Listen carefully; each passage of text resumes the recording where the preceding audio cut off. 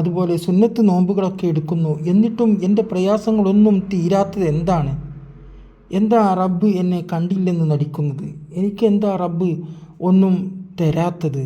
ഞാൻ എന്ത് പ്രയാസത്തിലാണ് ജീവിക്കുന്നത് എന്നൊക്കെ ചില ആളുകൾ പറയാറുണ്ട്. പക്ഷേ അങ്ങനെ പറയാൻ പാടില്ല. അല്ലാഹു തആല പ്രതിഫലം ഇഹലോകത്ത് വെച്ച് നമ്മൾ ചെയ്യുന്ന സൽക്കർമ്മങ്ങളുടെ പ്രതിഫലം പരലോകത്ത് വെച്ച് തന്നെയാണ് തരേണ്ടത്. പിന്നെ ഈ ബർക്കത്ത് എന്ന് പറയുന്നതുണ്ടല്ലോ, അതാണ് അതിൻ്റെ ഒരു അംശം മാത്രം, ഒരു ചെറിയ ഒരു അംശം, അത് മാത്രമാണ് നമുക്ക് ബർക്കത്തായിട്ട് ഭൂമിയിൽ ലഭിക്കുന്നത്. അതിനു വേണ്ടിയാണ് പ്രാർത്ഥിക്കേണ്ടത്. കാരണം ഇബ്ലീസ് പറഞ്ഞു, പടച്ചോനെ, സൃഷ്ടാവായ അല്ലാഹ്, നിനക്ക് ഞാൻ ഒരുപാട് ഇബാദത്ത് ചെയ്തു, ഇപ്പം നീ എന്നെ സ്വർഗത്തിൽ നിന്ന് പുറത്താക്കി, അതുകൊണ്ട് എനിക്ക് നീ ഒരു കഴിവ് നൽകണേ. എന്ത് കഴിവ്? എനിക്ക് ഖിയാമത്ത് നാൾ വരേക്കും എന്നെ ജീവൻ നീ ബാക്കിയിടണേന്ന്, എൻ്റെ ആയുസ്സിനെ നീ ബാക്കിയിട്ട് തരണേ. എന്തിനു വേണ്ടി? എനിക്ക് നിന്നെ അനുസരിക്കുന്ന, നിനക്ക് നന്ദി കാണിക്കുന്ന അടിമകളെ വഴിതെറ്റിക്കാൻ. അള്ളാഹു പറഞ്ഞു, നിനക്ക് വഴിതെറ്റിക്കാൻ സാധിക്കുന്നവരെ മാത്രമേ വഴിതെറ്റിക്കാൻ സാധിക്കുള്ളൂ. പക്ഷേ നിനക്ക് അവരുടെ രക്തത്തിലൊക്കെ സഞ്ചരിക്കാനുള്ള കഴിവ് നിനക്കും നിൻ്റെ സന്തതികൾക്കും ഞാൻ നൽകാം എന്ന് പറഞ്ഞു. അങ്ങനെ അത് ഏറ്റ് പോന്നവനാണ് ഇബ്ലീസ്. അപ്പോൾ ഇബ്ലീസിൻ്റെ ഒരു ചോദ്യമാണ് അത്. എന്ത്? പടച്ചോനെ, എനിക്ക് കിട്ടിയില്ല, ഞാൻ നിസ്കരിച്ചിട്ട് കിട്ടിയില്ല, എനിക്ക് സുന്നത്തെടുത്തിട്ട് കിട്ടിയില്ല എന്നൊക്കെ പറയുന്നുണ്ടല്ലോ. അതുപോലെ ഞാൻ ഒരുപാട് ധർമ്മം കൊടുത്തു, പക്ഷേ എനിക്ക് കിട്ടുന്നില്ല, ആ ധർമ്മത്തിനുള്ള പ്രതിഫലമൊന്നും എനിക്ക് കിട്ടുന്നില്ല, എനിക്കൊരു ബർക്കത്ത് ഉണ്ടാകുന്നില്ല എന്ന് പറയാൻ പാടില്ല. നമ്മൾ ഇബാദത്ത് ചെയ്തുകൊണ്ടേയിരിക്കണം. അത് ദാരിദ്ര്യമായാലും ധനമുണ്ടായാലും. ഇത് രണ്ടും വരുമ്പോഴാണ് നമുക്ക് ബേജാറ്. ദാരിദ്ര്യം വരുന്നതും ധനം അധികമാവുന്നതും നമുക്ക് ബേജാറാണ്. കാരണം അത് രണ്ടുകൊണ്ടും നമുക്ക് വഴികേടുകൾ ഉണ്ടാകും. ദാരിദ്ര്യം വരുമ്പോൾ ഇതുപോലുള്ള വാക്കുകൾ നമ്മൾ പ്രയോഗിക്കും. ധനവാനാകുമ്പോൾ നമ്മൾ കൊടുക്കാനും ചെയ്യാനും പ്രവർത്തിക്കാനൊക്കെ മറക്കും, സൽക്കർമ്മങ്ങൾ മറന്നു കളയും. അങ്ങനെ മനുഷ്യൻ്റെ ശരീരത്തിൽ എവിടെയും സഞ്ചരിക്കാനുള്ള ഒരു സ്വാതന്ത്ര്യം, ഒരു കഴിവ്, അതിന് പറ്റിയൊരു രീതിയിൽ അല്ലാഹു തആല ഇബ്ലീസിനെ, ശൈത്താന്മാരെ ആക്കി തീർത്തിരിക്കുന്നു. അപ്പോൾ അങ്ങനെ നമ്മൾ ഇബാദത്ത് എടുക്കുമ്പോൾ വസ്വാസ്, അതായത് ഒളുവൊക്കെ എടുക്കുമ്പോൾ വസ്വാസ് ഉണ്ടാക്കുന്ന ഒരുത്തനുണ്ട്. ആ ശൈത്താൻ്റെ പേരാണ് വലഹാൻ. അതുപോലെ തന്നെ നമസ്കാരത്തിൽ നമുക്കുണ്ട് വസ്വാസ്. ആ വസ്വാസ് ഉണ്ടാക്കുന്ന, നമുക്കിങ്ങനെ സംശയങ്ങൾ, നമസ്കരിക്കുമ്പോൾ ഞാൻ റുക്കോയ് ചെയ്തോ അല്ലെങ്കിൽ സുജൂദ് ചെയ്തോ, എത്രണ്ണം ചെയ്ത്, റക്കായത്ത് കൂടിയോ കുറഞ്ഞോ, ഇങ്ങനെ സംശയങ്ങളുടെ നൂലാമാലകൾ ഉണ്ടാക്കുന്ന ഒരു വഹയനുണ്ട്. മാത്രമല്ല നമ്മുടെ നമ്മുടെ മനസ്സിലേക്ക് പല ചിന്തകളും അവൻ കൊണ്ടുവന്നിടും. അങ്ങനത്തെ ഒരുത്തനുണ്ട്, ഒരു വഹയനുണ്ട്. ആ ശൈത്താൻ്റെ പേരാണ് കിൻസബ് എന്നാണ് ആ ശൈത്താൻ്റെ പേര്. അപ്പോൾ ഈ കിൻസബ് എന്ന് പറയുമ്പോൾ ഒരു ശൈത്താനല്ല കേട്ടോ, ഒരുപാട് വിഭാഗങ്ങളാണ്. വലഹാനും ഒരുപാട് വിഭാഗങ്ങളാണ്. കിൻസബ് ഒരുപാടുണ്ട്. കോടിക്കണക്കിന് മനുഷ്യരില്ലേ, ആ കോടിക്കണക്കിന് മനുഷ്യരുടെ ഹൃദയങ്ങളിലൊക്കെ ഇവർ കുടിയേറും. അതുപോലെ തന്നെ അങ്ങാടികളിൽ തെണ്ടി നടക്കരുത് എന്നാണ് ഇസ്ലാം വിധിക്കുന്നത്. സൽസ്വഭാവിയോട് നിൻ്റെ സ്വഭാവം നന്നാവണമെങ്കിൽ, സംരക്ഷിക്കപ്പെടണമെങ്കിൽ നീ അങ്ങാടികളിൽ വെറുതെ സമയം ചെലവഴിക്കരുത്. അങ്ങാടികളിൽ നാശമുണ്ടാക്കുന്ന ഒരു ശൈത്താനുണ്ട്. ആ ശൈത്താൻ്റെ പേരാണ് സലംബൂർ എന്ന് പറയുന്ന ഒരു ശൈത്താനാണ്. അതൊരുപാടുണ്ട് അങ്ങനത്തെ ശൈത്താന്മാർ. അവർ അങ്ങാടികളിൽ എപ്പോഴും ഉണ്ടാകും, ഈ സലംബൂർ. അങ്ങനെ നമ്മൾ ചുറ്റി നടക്കുമ്പോൾ പലതും കാണും, പലതും കിട്ടും, പലതും മോഹിക്കും, ആശിക്കും. അങ്ങനെ ആശിച്ച് നമ്മളെ കൊണ്ട് വ്യഭിചാരം വരെ തോന്നിപ്പിക്കുന്ന ഒരു ശൈത്താനുണ്ട്. അവൻ്റെ പേരാണ് അഴ്വർ എന്നാണ് അവൻ്റെ പേര്. അവന് നമ്മളെ കൊണ്ട് തോന്നിപ്പിക്കും, വളരെ അധികം ആഗ്രഹം ഉണ്ടാക്കിപ്പിക്കും നമ്മുടെ മനസ്സിൽ വ്യഭിചാരം കൊണ്ട്. അതുപോലെ തന്നെ സംസാരങ്ങളിൽ ചില ആളുകൾക്ക് കളവ് ഉണ്ടാക്കി പറയാൻ വലിയ താല്പര്യം. ഒരു കാര്യം കേട്ടാൽ അത് കളവാക്കിയിട്ട് ഒന്നുകൂടി കൂട്ടി പറയാൻ വലിയ താല്പര്യമാണ്. ആ കൂട്ടിപ്പറയാൻ തോന്നിപ്പിക്കുന്ന, അതുപോലെ കളവ് പറയാൻ കൂടുതൽ ആഗ്രഹം ജനിപ്പിക്കുന്ന, അല്ലെങ്കിൽ മറ്റുള്ളതിനെ മറന്നുകൊണ്ട് കളവ് പറയാൻ മുതിരിപ്പിക്കുന്ന ഒരു ശൈത്താനുണ്ട്. അവൻ്റെ പേരാണ് മത്റൂസ് എന്നാണ് അവൻ്റെ പേര്. ആ മത്റൂസ് എന്ന് പറയുന്നത് കുറേ വിഭാഗങ്ങളുണ്ട്. ഇവരൊക്കെ ഇബിലീസിൻ്റെ സന്താനങ്ങളിൽപ്പെട്ടവരാണ്. ഇബിലീസ് പ്രസവിക്കല്ല കേട്ടോ, മുട്ടയിടും എന്നാണ് പറയുന്നത്. മുട്ട വിരിഞ്ഞാണിട്ട് അവർ ഉണ്ടാകുന്നത് എന്ന്. മനുഷ്യരെ വഞ്ചിക്കുവാനായി ഇബിലീസ് അവൻ്റെ സന്താനങ്ങളെ നിത്യവും ഇങ്ങനെ ഓരോരോ ഭാഗത്തേക്കായിട്ട് വിടുന്നുണ്ട്. ഇബിലീസിന് ഭരണപ്രദേശങ്ങളും അതുപോലെ തന്നെ കാര്യാലയങ്ങളൊക്കെ ഉണ്ട്. ഭൂമിയിൽ തന്നെ അവർ ജീവിക്കുന്ന സ്ഥലങ്ങളുണ്ട്. ഭൂമി വിജനമായ സ്ഥലങ്ങൾ എത്ര ഉണ്ടെന്നറിയോ? ബർമുഡ, എത്ര പ്രാവശ്യം ശ്രമിച്ചു ശാസ്ത്രജ്ഞന്മാർ ബർമുഡയിലേക്ക് കടന്നു ചെല്ലാൻ. ഇതുവരെ പറ്റിയിട്ടുണ്ടോ? നൂറ്റാണ്ടിൻ്റെ തുടക്കത്തിൽ മുതൽ തുടങ്ങി അവർ ശ്രമിച്ചിട്ട് നടക്കാത്തത് നൂറ്റാണ്ടിൻ്റെ അന്ത്യമായിട്ടും ബർമുഡയിൽ എന്താണുള്ളത്? ബർമുഡ എന്ന് പറയുന്ന ആ ഭാഗത്തേക്കാണ്ട് കടന്നാൽ അവിടെ എന്താണുള്ളത്? എങ്ങനെയാണ് അവിടുത്തെ ജീവിതം? ആരാണ് അവിടെ ഉള്ളത്? ഇതുവരെ ചോദ്യം കിട്ടാത്ത ഒരു അവസ്ഥയിലാണ് ശാസ്ത്രജ്ഞന്മാർ. പിന്നെ അതിലപ്പുറമല്ലല്ലോ നമ്മൾ. ഇതൊന്നും മനസ്സിലാക്കാതെയാണ് ഈ യുക്തിവാദികൾ ഓരോന്ന് പറഞ്ഞു തള്ളുന്നത്. മനുഷ്യൻ്റെ ശത്രുവാണല്ലോ അറിവില്ലായ്മ. ആ അറിവില്ലായ്മയാണ് യുക്തിവാദികൾക്കൊക്കെ പറ്റുന്നത്. യുക്തിയായിട്ട് വാദിക്കുന്ന എല്ലാവർക്കും അതാണ് പറ്റുന്ന തെറ്റ്. മുസ്ലിം സഹോദരന്മാരുടെ ഭർത്താക്കന്മാരുടെയും ഇടയിൽ പിണക്കമുണ്ടാക്കുന്ന സന്താനത്തോട് ഇബ്ലീസിന് വലിയ പ്രേമ.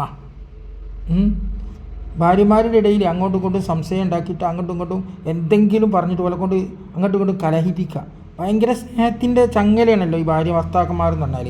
ഒരു സ്നേഹത്തിൻ്റെ നൂലിലാണല്ലോ അവരുടെ നൃത്തം.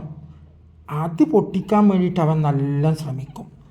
അപ്പോൾ നമ്മൾക്കാണെങ്കിലോ അല്ലാഹു തആല നമ്മളെ സൃഷ്ടിക്കുമ്പോൾ നന്മ കൊണ്ട് ഉപദേശിക്കുന്ന ഒരു മനക്കിനെയും തിന്മ കൊണ്ട് കൽപ്പിക്കുന്ന പ്രേരിപ്പിക്കുന്ന ഒരു ജിന്നിനെയും, അതായത് ശൈത്താന് ജിന്നിനെയും നമ്മുടെ ശരീരത്തിൽ, നമ്മുടെ ഹൃദയത്തിൽ അള്ളാഹു ഉപവിഷ്ടനാക്കിയിട്ടുണ്ട്.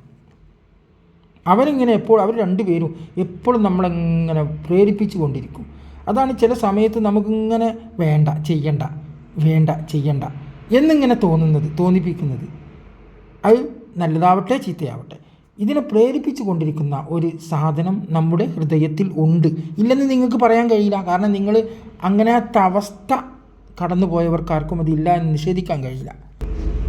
അത് നബി സല്ലല്ലാഹു അലൈഹി വസല്ലമ തങ്ങളുടെ ഹൃദയത്തിലും അങ്ങനെ ഒരു ജിന്നും ഒരു മലക്കും ഉണ്ടായിരുന്നു. അതിലെ ആ ജിന്ന് നബി സല്ലല്ലാഹു അലൈഹി വസല്ലമക്ക് വഴിപ്പെടുകയും മുസ്ലിമാവുകയും ചെയ്തു. അപ്പോൾ പിന്നെ പ്രശ്നമില്ലല്ലോ. അപ്പോൾ പിന്നെ രണ്ടുപേരും ഒന്നുകൊണ്ടല്ലേ ഉപദേശിക്കാം. നമ്മൾ ഭക്ഷണം കഴിക്കാൻ, വെള്ളം കുടിക്കാൻ, മിഠായി തിന്നാൻ, എന്തിനു മുതിരും മൂടും അതിലൊക്കെ ഇബ്ലീസിൻ്റെ ഒരു കൈകടത്തലുണ്ടാകും, ശൈത്താൻ്റെ. അതിൻ്റെ കൈകടത്തലില്ലാതിരിക്കാനാണ് നമ്മളോട് ബിസ്മി ചൊല്ലാൻ പറഞ്ഞത്. ബിസ്മി ചൊല്ലിക്കൊണ്ട് ഭക്ഷണം കഴിക്കാൻ തുടങ്ങിയാൽ നമ്മുടെ ഭക്ഷണത്തിൽ അവൻ പങ്കുചേരില്ല എന്നർത്ഥം. അതുപോലെ തന്നെ കോട്ടവായി അവൻ ഉണ്ടാക്കുന്ന ഒരു അലസതയാണ്. അത് മനുഷ്യൻ്റെ നഫ്സിലുണ്ടാക്കുന്ന ഒരു അലസത. ആ കോട്ടുവായി ഇടുമ്പോൾ നമ്മൾ എന്ത് ചെയ്യണം? കയ്യിൻ്റെ പിൻഭാഗം കൊണ്ട് ആ വായമേൽ പൊത്തിപ്പിടിക്കണം. അങ്ങനെ വായമേൽ കൈ വെച്ചിട്ട് വേണം കോട്ടുവായി ഇടാൻ. അതെന്തിനാണ് അവൻ കോട്ടുവായി നമ്മളെ ഇടിപ്പിക്കുന്നത്? ഇബാദത്തിന് അലസതയുണ്ടാവാൻ, ഇബാദത്തിന് തോന്നാതിരിക്കാൻ. ഇനി ഇബാദത്തിന് തോന്നിയാൽ തന്നെ അതൊരു അലസമായിട്ട് ഉറങ്ങിത്തൂങ്ങിയിട്ടും ഒരു ഇൻട്രസ്റ്റ് ഇല്ലാതെയും ഒരു ആവേശമില്ലാതെയും ചെയ്യാൻ. അങ്ങനെ അതിൻ്റെ ആ പുണ്യത, പവിത്രത നഷ്ടപ്പെടുത്തുവാൻ വേണ്ടി അവൻ നമുക്ക് അലസതയുണ്ടാക്കും. അലസത വരുമ്പോൾ നമ്മൾ കോട്ടുവായി ഇടും. കോട്ടുവായി ഇടുന്നൊരവസ്ഥയിലുള്ളൊരു മനുഷ്യനും ഒന്നും ചെയ്യാൻ ഉന്മേഷമുണ്ടാവില്ല. നമ്മൾ ഫാഷനിൽ പറയും മൂടില്ലായ്മ എന്ന്. വെള്ളം തീയിനെ കെടുത്തും. അതുപോലെ തന്നെ ഉലൂ കോപത്തെ ശമിപ്പിക്കും. നമുക്ക് വല്ലാതെ ദേഷ്യം പിടിക്കുകയാണ്, ഒരു കലി, വെറുതെ ഇങ്ങനെ കലി പിടിച്ച് കണ്ടിരിക്കുക. ആ സമയത്ത് പോയിട്ട് നമ്മൾ ഒന്ന് ഉളു എടുത്താൽ ശൈത്താൻ്റെ ആ സാമീപ്യം പോവുകയും ചെയ്യും. നമ്മുടെ നാഡി നരമ്പുകളെല്ലാം ഒന്ന് തണുക്കുകയും ചെയ്യും. അതോടുകൂടി നമ്മുടെ ആ പ്രഷർ കയറ്റുണ്ടല്ലോ, ആ ദേഷ്യം അതങ്ങ് ഇല്ലാതെയാകും. നമുക്കിപ്പോൾ ഉദാഹരണത്തിന് നമുക്കിങ്ങനെ ഭാര്യയും ഭർത്താവും കൂടി ഇങ്ങനെ ഭർത്താവ് ഇങ്ങനെ ഓരോന്ന് പറയുകയാണ്. അപ്പോൾ ഭാര്യയ്ക്ക് ഇങ്ങനെ ദേഷ്യം കയറുകയാണെങ്കിൽ ഭാര്യ വേഗം പോയിട്ട് വെള്ളം പോയി കണ്ടൊന്ന് ഒതു കൊണ്ടെടുത്താൽ മതി. അങ്ങനെ ഒതു എടുത്താൽ അപ്പോൾ എന്താകും, ഒന്ന് തണുക്കും. പിന്നെ ഭർത്താവാണെങ്കിൽ ഭർത്താവും അങ്ങനെ തന്നെ. മറ്റാൾ പറയുമ്പോഴാണ് നമുക്കിങ്ങനെ ദേഷ്യം ഇങ്ങനെ കയറി വരിക. അങ്ങനെ കയറി അതിൻ്റെ ടോപ്പിലെത്തുമ്പോഴാണ് നമ്മൾ പൊട്ടിത്തെറിക്കുന്നതിന് മുമ്പ് തന്നെ നമ്മൾ എന്ത് പോയിട്ട് ചെയ്യണം, ഒതു എടുക്കണം. അപ്പോൾ ആ ദേഷ്യം ശമിപ്പിക്കാൻ ഒതു എടുക്കുക എന്ന് നബി സല്ലല്ലാഹു അലൈഹി വസല്ലം പറഞ്ഞിരിക്കുന്നു. ഈ ഇബ്ലീസിൻ്റെ രൂപം എങ്ങനെയെന്നറിയോ? അവൻ നല്ല രൂപമായിരുന്നു, അവന് നല്ല ഭംഗിയുള്ള രൂപത്തിലായിരുന്നു. പിന്നെ ആ രൂപം മറിച്ചപ്പോൾ പന്നിത്തേറ്റ പോലെയുള്ള തുമ്പിക്കൈ അതിൻ്റെ ആണ് അവൻ്റെ അവൻ്റെ തേറ്റ.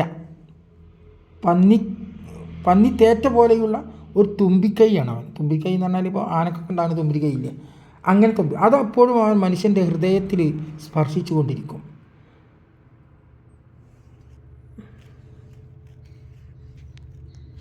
നമ്മൾ എന്തെങ്കിലും വിസ്മയങ്ങൾ കണ്ടിട്ട്, അത്ഭുതങ്ങൾ കണ്ട് അള്ളാഹുവിനെക്കുറിച്ച് ഓർക്കുകയാണെങ്കിൽ അപ്പോൾ തന്നെ അവിടെ ഒരു പെണ്ണിൻ്റെ രൂപമെങ്കിലും അവൻ നമുക്ക് കാണിച്ചു തരും. പെട്ടെന്ന് അവൻ നമ്മുടെ മനസ്സിൽ മറ്റൊന്ന് തോന്നിപ്പിക്കും, ശ്രദ്ധ വേറെ എവിടെയെങ്കിലും തിരിപ്പിക്കും. അങ്ങനെ അവൻ പടച്ചോനെക്കുറിച്ചുള്ള ചിന്തയിൽ നിന്ന് നമ്മളെ എപ്പോഴും പിന്നോട്ട് വലിച്ചുകൊണ്ടേയിരിക്കും. അത് ഇബ്ലീസിൻ്റെ പ്രവൃത്തിയാണ്. ഇബ്ലീസ് എന്ന് വെച്ചാൽ ഇബ്ലീസിൻ്റെ ശൈത്താന്മാരാണ് കൊണ്ടാണ് ചെയ്യിപ്പിക്കുന്നത്. എപ്പോഴും ശൈത്താന്മാരുടെ സാന്നിധ്യം നമ്മുടെ അടുത്ത് ഉണ്ടാവും. അതേ സ്ഥാനത്ത് മലക്കുകളുടെ സാന്നിധ്യം എപ്പോഴും നമ്മുടെ ഒപ്പമുണ്ട്. നമ്മൾ പറയുന്നതൊക്കെ എഴുതി രേഖപ്പെടുത്താൻ മലക്കുകൾ അല്ലാഹു തആല നിശ്ചയിച്ചിട്ടുമുണ്ട്. അതൊക്കെ അവിടെ റെക്കോർഡാവുകയും ചെയ്യും. നബി സല്ലല്ലാഹു അലൈഹി വസല്ലമയോട് ശൈത്താൻ പറഞ്ഞതാണ് എന്ത്, ആയത്തുൽ കുർസി ഓതിക്കിടക്കുന്ന ആളുകൾക്ക് ശൈത്താൻ്റെ ഷർറ് ഉണ്ടാവുകയില്ലെന്ന്. അതുകൊണ്ട് നമ്മൾ ആയത്തുൽ കുർസി ഓതിക്കിടക്കണം. ആയത്തുൽ കുർസി ഓതാൻ ഇപ്പോഴത്തെ കുട്ടികൾക്ക് പഠനം കുറവാണ്. കാണാതെ പഠിച്ച കുട്ടികൾ തന്നെ അത് അലങ്കോലമായിട്ടാണ് ഓതി പഠിച്ചിട്ടുള്ളത്. അതുകൊണ്ട് നല്ലപോലെ നമ്മുടെ കുട്ടികളെ കൊണ്ടത് പഠിപ്പിക്കണം. അങ്ങനെ പഠിപ്പിച്ചിട്ട് അവരെ കൊണ്ട് ഓതിപ്പിക്കണം. അതവർ ശീലമാക്കിയെടുക്കണം. അത് എത്ര ഓതുന്നോ അത്രയും സന്തോഷകരമാണ്. അതുമാത്രമായാലും ജീവിതത്തിൽ രക്ഷപ്പെടും, നഷ്ടങ്ങൾ സംഭവിക്കാതെ പോകും. ഉറങ്ങുമ്പോൾ വുളൂ എടുക്കുന്നത് സുന്നത്താണെന്നും മഹത്തായ സുന്നത്താണെന്നും നബി സല്ലല്ലാഹു അലൈഹി വസല്ലം പറഞ്ഞിട്ടുണ്ട്. കാരണം എന്താ, ഉറങ്ങുമ്പോൾ നമ്മുടെ വിവേകത ഒക്കെ നഷ്ടപ്പെട്ട് നമ്മൾ ഒരു മരണത്തിൻ്റെ അവസ്ഥയിലേക്കായി തീരും. ആ സമയത്ത് തരിമൂക്കിലിരുന്നിട്ട് ചീത്ത സ്വപ്നങ്ങളും ഒക്കെ അവന് ഈ ശൈത്താൻ ഇങ്ങനെ ഉണ്ടാക്കിക്കൊണ്ടിരിക്കും. അപ്പോൾ നമ്മൾ വുളൂ എടുക്കുമ്പോൾ മൂക്ക് കഴുകിയിട്ട് ആണല്ലോ, വുളൂ എടുക്കുമ്പോൾ മൂക്ക് കയറ്റി ചീറ്റുമല്ലോ. അങ്ങനെ കഴുകുമ്പോൾ അതിന് അങ്ങനത്തെ ഒരു പ്രശ്നങ്ങൾ ഉണ്ടാവുകയില്ല, അവൻ്റെ ശല്യം ഇല്ലാതിരിക്കും. ഇനിയിപ്പോൾ വുളൂ എടുക്കാൻ ആളാണെങ്കിലും മൂക്ക് കഴുകണം കിടക്കാൻ നേരത്ത്. ബാക്കി ഇൻഷാ അല്ലാഹ് അടുത്ത എപ്പിസോഡിൽ. അസ്സലാമു അലൈക്കും വറഹ്മത്തുള്ളാഹി വബറകാതുഹു.